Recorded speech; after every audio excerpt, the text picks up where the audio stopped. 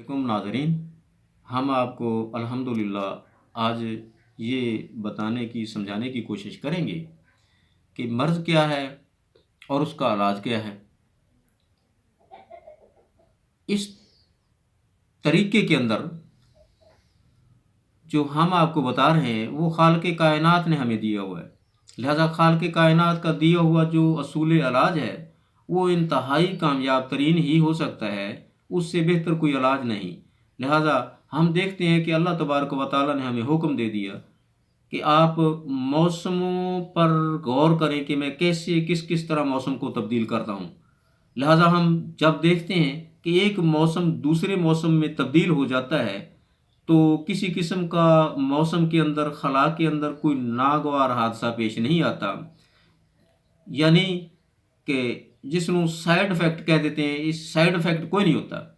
इसी तरह जब हम अल्लाह तबारक व तआला ने गर्मी को तरी में तब्दील कर दिया है तो पता ही नहीं चला हमें कैसे कैसे होगी, आनन फानन हो गई। गर्मी को तरी में चेंज कर दिया, तरी को सर्दी में कर दिया, सर्दी को खुश्की में कर दिया, खुश्की को फिर गर्मी में तब्दील कर दिया। लिहाजा पता ही ना लगा इंसानों को कि मौसम किस तरह चेंज हो गए। लिहाजा अज़ीज़ दोस्तों, हम भी इंशाअल्लाह इंसानी इजसाम की इमराज के अंदर जो बहुत सारी पेचीदगियाँ हैं हमें उन्हें आसान करना है।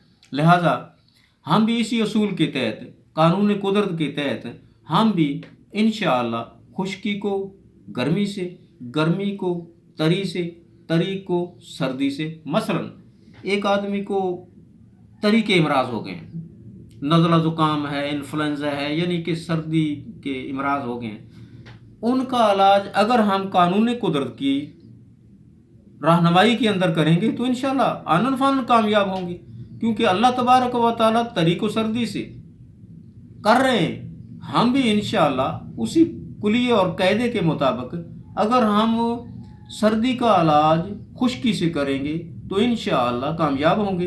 अजीज़ दोस्तों, ये मेरे सामने नज़ला ज़ुकाम, इन्फ्लुएंजा वगैरह के लिए एक फार्मूला तैयार है। ये फटकड़ी बरियाँ हैं, ये अपना गेरू, लौंग, जुज़मासल 30